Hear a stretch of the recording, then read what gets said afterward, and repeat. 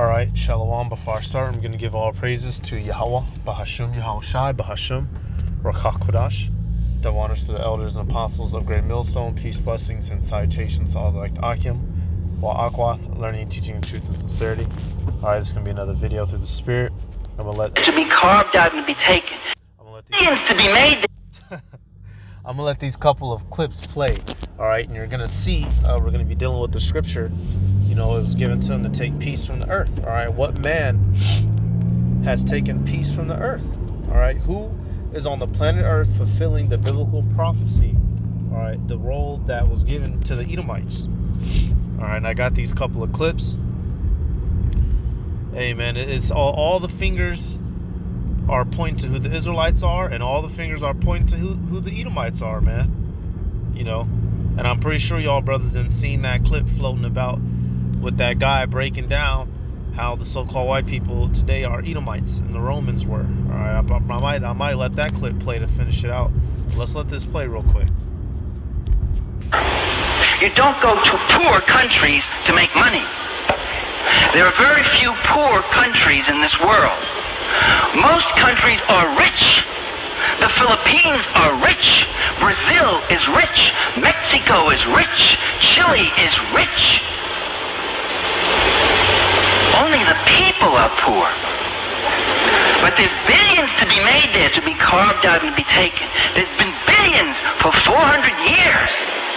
The capitalist European and North American powers have carved out and taken the timber, the flax, the hemp, the cocoa, the rum, the tin, the copper, the iron, the rubber, the bauxite, the slaves, and the cheap labor. They have taken out of these countries. These countries are not underdeveloped, they're overexploited. These countries is not poor. These countries are not underdeveloped, they are overexploited. So who is the man going around planet Earth exploiting everybody else's natural resources and turning their country from flourished lands and tropical paradises to destitute third world crime-ridden countries? All right, who is that given to? Whose lot is that? All right, and you got to keep it a fucking buck. You have to keep it real when you're looking at the world and you looking at the Bible to find the answers. You got to keep it fucking real. All right, otherwise the Bible ain't gonna make sense. If you're in Jesus la la land where it's hugs and kisses and floating naked babies, then of course don't nothing make sense when you read the Bible, because you think it's supposed to be hugs and kisses and naked floating white babies. Revelation 6:4. And there went out another horse that was red, and power was given unto him that sat thereon to take peace from the earth, and that they should kill one another. And there was given unto him a great sword. So there's two indicators here, all right, that help you know who this horse is. One, they let you know that this horse is red. Two, it lets you know that this horse was given a great sword. Who do those two attributes go to? All right, you do this real quick. Oh, that was almost an accident. Not on me, y'all. I'm driving. I saw somebody almost slap somebody's shit up. Let's do Edom and red. Real quick and easy fix. Genesis 25 and 30. At that top one right here. I'll just click on it.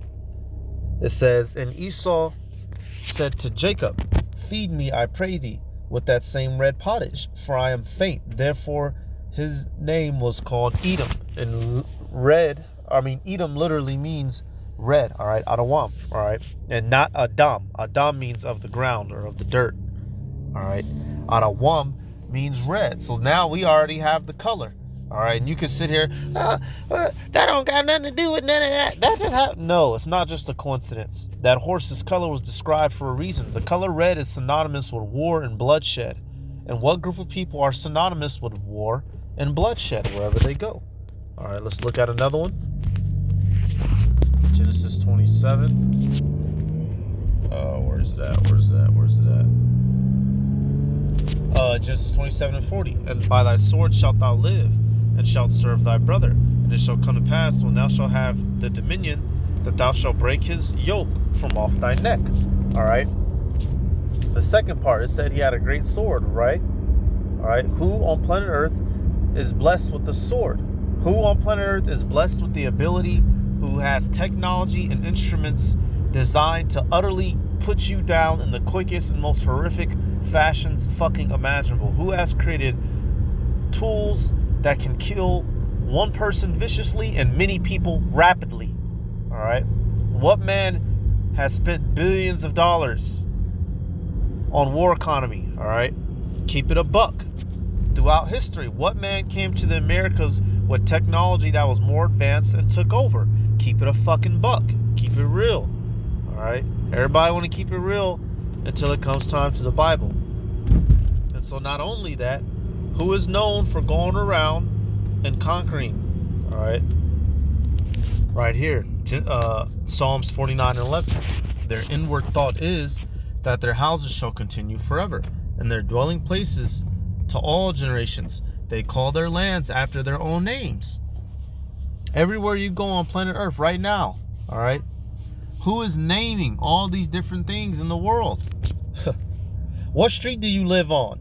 Who named that street? What city do you live in? Who named that city? What state, province, and or country do you live in? Who named that country? How did the continent of Africa become known as Africa?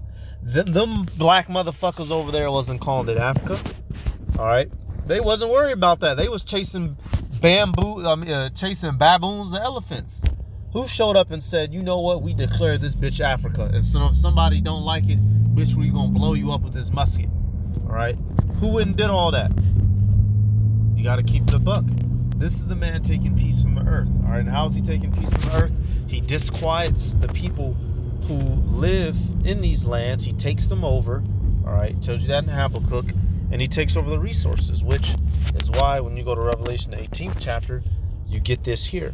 All right, Revelation 18:11. It says, and the merchants of the earth shall weep and mourn over her, for no man buyeth their merchandise anymore. So after the destruction of America by way of the thermonuclear warfare, the other nations, you know, because they realize that they're going to be going into captivity. The elect is going to be out and about. Yahweh Shai is going to be out and about. So they know that it's effectively the end game, you know, and they're going to be weeping at the fact that, okay, because it tells you in Luke, until the fullness of the Gentiles, basically. So basically, not only was Esau allowed to rule, but these heathen with him, you know, they agreed to give their kingdom unto the beast. All right, so at the fall of Esau, all the heathen are going down, which is why they're going to mourn, because they know that once E goes down, they all going down. Verse 12 now. The merchandise of gold and silver. So this is all the things that this whore had. The merchandise of gold and silver and precious stones and of pearls and fine linen and purple and silk and scarlet and thine wood and all manner of vessels of ivory and all manner of vessels of most precious wood and of brass and of iron and of marble. These are natural resources. These are things that you find in different lands. All right, the heavenly, like that dude said in that clip, we're going to take it back. But realistically, he's right. There shouldn't be no such damn thing as a poor country. Every little area, y'all, has a special thing about it, has something special about its geography. All right, me and the brother Ariel, we was watching something last night, right?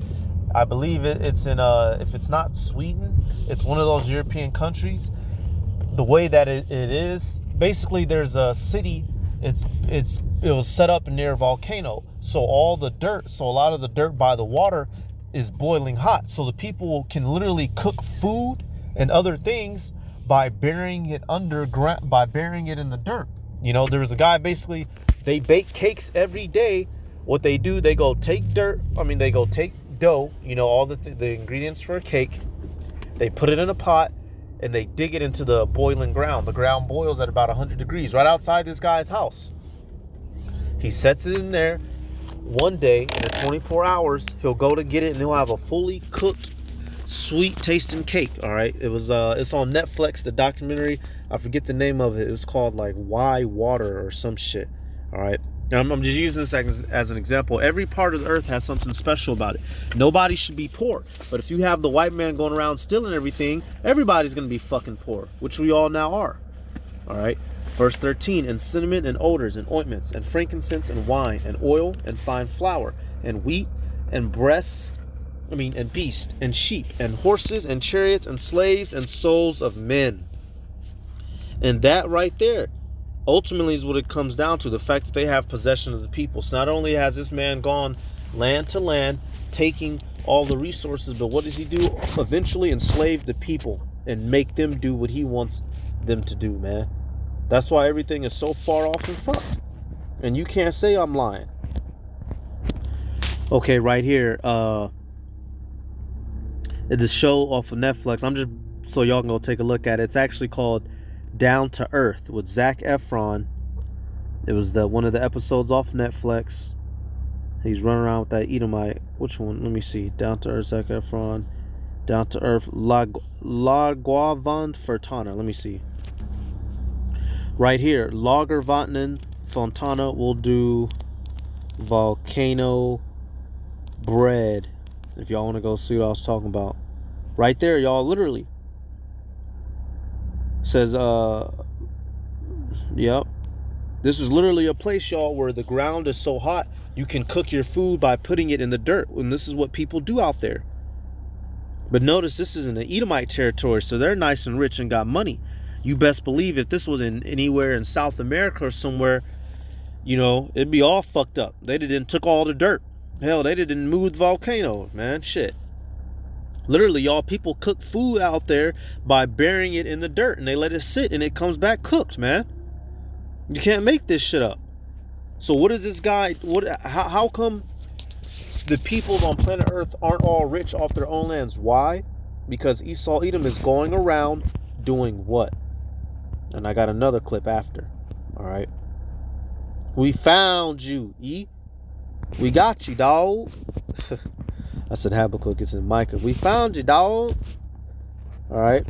Micah 2:1. Woe to them that devise iniquity and work evil upon their beds. When the morning is light, they practice it because it is in the power of their hand. And they covet fields and take them by violence, and houses and take them away. So they oppress the man in his house, even the man and his heritage. And that's what this guy does. He oppresses over us to where we don't have any rulership in the very lands where we're born. He comes over, he comes in, takes over, sets up his way, and we die and suffer. And if you say I'm lying, I'm going to say you a piece of shit. All right. He takes over the men and he takes over the lands. Let's get another clip. All right, so let's go look at the next video now. So right here. The white stuff is fat. That gives it flavor. The pink stuff is muscle. That's for protein.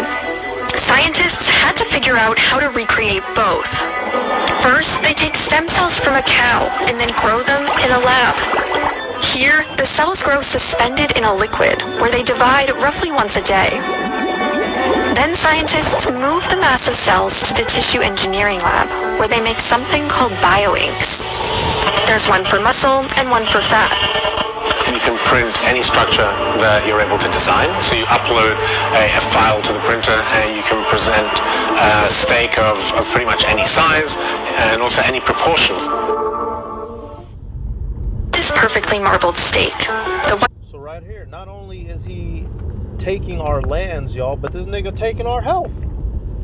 So he's taking you, he's taking everything up from under your fucking feet, and he's taking the very things that you're putting in your body. This is why in that Revelation 18 it said this, because it said slaves, but it said the souls a minute. It had to fucking repeat it. All right, everything about you, bro, everything about you, Esau has down to a fucking science, so he can capitalize off of your pain and suffering. He takes everything from you, which sends you into a state of poverty. Now you commit crime.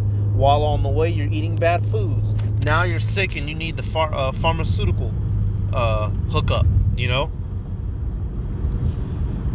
If you don't want to open your eyes to what these words in the Bible is saying, then the Lord just ain't dealing with you, man. You know, it gets to that point. We're that far with it now. All right. Who is the man oppressing the entire planet? All right, Isaiah 14. That's why the earth is going to rejoice at his fall. All right. Now dealing with these couple of verses, when I find it, you know, it's twofold for dealing with men, you know, as well, because men are referred to as trees, but literally the trees will rejoice when this fucker falls. The planet Earth, all right, nature will rejoice when this motherfucker falls. Why? Because as you just saw, he's giving everybody fake food. Fucking up the whole everything. Let me see. I know I spelled it wrong. Okay, let's do this. Huh. There it is. I knew I was looking right at it. Slacky, y'all. There we go. We'll start Isaiah 14:6. It says, He who smoteth the people in wrath with a continual stroke, he that ruled the nations in anger is persecuted, and none hindereth. All right. When you look in history, this didn't take place in history where one guy went down and all the planet Earth was happy. All right. This hasn't happened yet in history where a kingdom went down and everybody was just happy. All right. Even Elam is gonna be. You know, they're going to be sad and happy after. So they're going to be sad at first once, you know, when the election's going around whooping ass. But once we actually get in the kingdom, the planet Earth is going to be able to take a big sigh of relief. You know, everybody just like that. The gorilla's going to kick back and be like, damn, the Israelites, y'all finally did it. Y'all finally got this motherfucker up away from us. Now he can stop kidnapping our babies and fucking tracking them. All right, and making documentaries on us and shit. We was chilling till the white man showed up. And he started kidnapping us and throwing us in zoos. Everybody's going to be happy, man. All right. Just putting that none hindereth. All right. So basically, hey, Esau's going to fall and ain't nobody going to stop it. All right. The whole earth is at rest and is quiet. They break forth into singing. Yeah, the fir trees rejoice at thee, and the cedars of Lebanon, saying, Since thou art laid down, no feller has come up against us. All right. Right there, once again. So everything in existence is going to be happy when Esau falls, because he will no longer be oppressing everyone and making life on planet Earth fucking hell. All right. Like the Native Americans say, man, life was good till the white man got here. Everybody was eating, chilling, and fucking. All right. Making babies, eating, sleeping, wake up, make some babies, go to sleep, wake up, eat, go back to sleep, wake up, make some babies. All right. And then what happened? Then Esau happened, and now everything's just been fucked. Let me get it one picture. Actually, I'm gonna just end it on this one picture. All right, right here from the brother.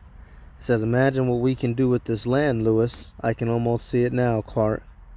Boom. Then you look down, and that's real. I want y'all to take a look at that, y'all. All this bullshit, you know, for those of us who live in America and wherever you brothers and sisters stay, man. You're walking on grave. You're walking through valleys, or the places that used to be beautiful. You know, look at that. That would have been a body of water. You know, beautiful animals is there coming to drink, and now you got McDonald's, Sunoco, and fucking Exxon with there, bro. Where majestic creatures were, where clean drinking water was, man. Now you got E and his grubby fingers fucking it all up. But hey, he's gonna get paid back soon, you know. So I'm gonna give all praises to Yahweh, Bahashim, Yahweh Shai, Bahashim, Rakah Korash, the honors to the elders and apostles of Great Millstone. Peace, blessings, and salutations to all direct Akim, Wa Akwa, learning, teaching, and truth and sincerity. I'm gonna say Shalom.